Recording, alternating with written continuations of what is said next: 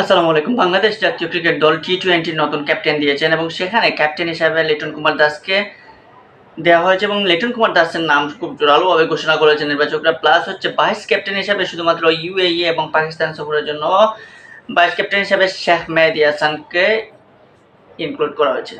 So Bangladesh জাতীয় cricket দলের টি-20 ফরম্যাটটা নিয়ে অনেকদিন ধরে কথা হচ্ছে যে টি-20 ফরম্যাটে বাংলাদেশ প্রতিবারই খারাপ খেলে বা দুর্বলতা সবসময় প্রকাশ পায়। সেই টি-20র ক্যাপ্টেন্সি নিয়ে যেমন অনেক পরিবর্তন করা হয়েছে, অনেক জলগুলো হয়েছে। সাকিব আল হাসানকে পরবর্তীতে আবারও সেই দায়িত্ব দেওয়া হয়েছিল। কিন্তু বর্তমান সময়ে আলোচিত এই টি-20র ক্যাপ্টেন্সি নিয়ে আপনি যদি দেখেন তাহলে সেখানে ৩টা নাম সবচেয়ে জোরালোভাবে উঠে এসেছিল। তাদের মধ্যে ১ নম্বরে আছে লিটন কুমার দাস, ২ নম্বর নুরুল হাসান সুহান এবং ৩ নম্বর তাসকিন আহমেদ।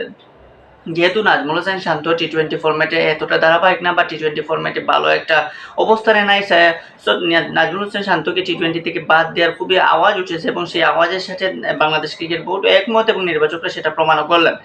নির্বাচকরা সেখানে তাসকিন এবং সুহানকে কেন বাদ দিয়ে লিটন কুমার দাসকে ক্যাপ্টেন হিসেবে নির্বাচিত করেছেন, সেখানে যদি আপনি দেখেন যে তাসকিন আহমেদ বর্তমান রয়েছেন ইনজুরিতে। সো ইনজুরি আক্রান্ত একজন পেসারকে দলে নিতে পারবে কি দল, বা তাসকিন আহমেদকে দিয়ে ফুল একটা সিরিজ খেলানো সম্ভব কিনা সেই বিষয়টা হয়তো এসেছে নির্বাচকদের মাথায়। সেই আলোকে হয়তো তাসকিনের চেয়ে লিটন কুমার দাস বেটার অপশন ভাবা হয়েছে। বা ঘরোয়া ক্রিকেটে আমরা দেখেছি লিটন কুমার দাস খুব দুর্দান্ত ক্যাপ্টেন্সি করে থাকেন। সেখানে লিটন কুমার দাসের ক্যাপ্টেন্সির উপর অনেক আশা দেখা ফ্যান ফলোয়াররা। বিপিএলে আমরা দেখেছি লিটন দাস খুবই চমকপ্রদ কিছু ক্যাপ্টেন্সি বা চমকপ্রদ কিছু সিদ্ধান্ত নিয়েছেন, বা রিসেন্টলি জাতীয় দলেরও তিনি ক্যাপ্টেন্সি করেছেন টি-20 ফরম্যাটে। সেখানেও তিনি শতভাগ বলতে হবে, বলতে না চাইলেও আপনি 90% আপনি বলতে পারেন যে তিনি সফল।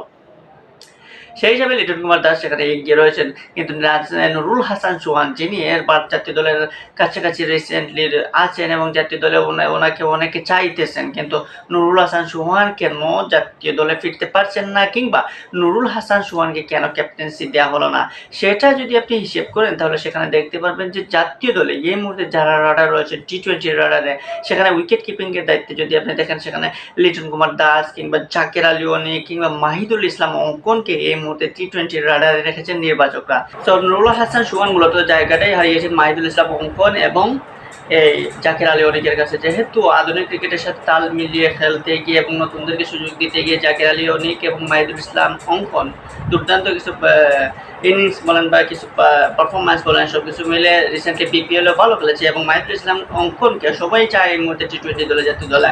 তো সেই হিসাবে মাহিদুল ইসলাম অঙ্কন, জাকের আলী অনিক কিংবা নুরুল হাসান সুহান একই কোয়ালিটির প্লেয়ার, একই প্লেসমেন্টের প্লেয়ার। সেখানে নুরুল হাসানকে যদি ক্যাপ্টেন্সি দেওয়া হয় তাহলে সেখানে মাহিদুল ইসলাম অঙ্কন কিংবা জাকের আলী যে কোনো একজনকে ড্রপ দিতে হবে, বা যে দুইজনকেই হয়তো ড্রপ দিতে হবে। সো নুরুল হাসান সুহানকে ক্যাপ্টেন হিসেবে রাখলে প্রতিটা ম্যাচেই তো তিনি খেলবেন টি-20-তে। সো সেই ক্ষেত্রে নির্বাচকরা এত কিছু বিবেচনা করে মাহিদুল ইসলাম অঙ্কন এবং জাকির আলী সব কিছু মিলে নুরুল হাসান সুহান বাদ করেছেন ক্যাপ্টেন্সির লিস্ট থেকে। কিন্তু ক্যাপ্টেন্সিতে সফলতার দিক থেকে যদি আপনি দেখেন তাহলে নুরুল হাসান সুহান এবং লিটন কুমার দাস দুজনই কিন্তু সফল। নুরুল হাসান সুহান টি-20 বা আধুনিক ক্রিকেটের সাথেও মানানসই, বা বলেন ঘরোয়া ক্রিকেটে দুর্দান্ত কিছু ক্যাপ্টেন্সিও তার আন্ডারে দেখেছি। রংপুর রাইডার্সে বিপিএলের ক্যাপ্টেন্সি করেছেন কিংবা ঘরোয়া ক্রিকেট লিগে সবসময় সফলতার সহিত ক্যাপ্টেন্সি করে যাচ্ছেন নুরুল হাসান সুহান। ঠিক তদ্রুপ লিটন কুমার দাসকেও আপনি সেভাবেই রাখতে পারেন। এত কিছু বিবেচনা করে সেই হিসাবে নির্বাচকরা লিটন কুমার দাসকে এগিয়ে রেখেছেন আন্তর্জাতিক টি-20-তে অভিজ্ঞতার কারণেই হয়তো এবং গোল মাইন্ডেড হওয়ার কারণে। কিন্তু পারফরমেন্সের ক্ষেত্রে যদি দেখেন তাহলে টি-20-তে লিটন কুমার দাস হয়তো পিছিয়ে পড়বেন। সেক্ষেত্রে পারফরমেন্সের ক্ষেত্রে বা বর্তমান পারফরমেন্স দেখেন, বর্তমান সব কিছু মিলে বর্তমান পারফরমেন্সে লিটন দাসের চেয়ে দুজন এগিয়ে থাকবেন তাসকিন আহমেদ কিংবা এই নুরুল হাসান সুহান। তো তাদের দিকেই হয়তো পাল্লাটা বাড়ি হতে পারত, কিন্তু সেখানে ভাগ্য বিধাতা এবং কিছু কারণে লিটন কুমার দাসই হয়ে গেছেন ক্যাপ্টেন্সির যোগ্য এবং ক্যাপ্টেন্সির সেই আম্পারটা তিনি পার করলেন এবং তিনি হলেন আধুনিক টি-20 এবং বাংলাদেশের টি-20-র একদম যোগ্য বলতে পারেন, যোগ্য ক্যাপ্টেন। সো সেখানে সোহান এবং তাসকিনের জন্য আসলে আফসোস করা ছাড়া কোনো উপায় নাই। ব্যাড লাক ওদের দুজনের জন্য।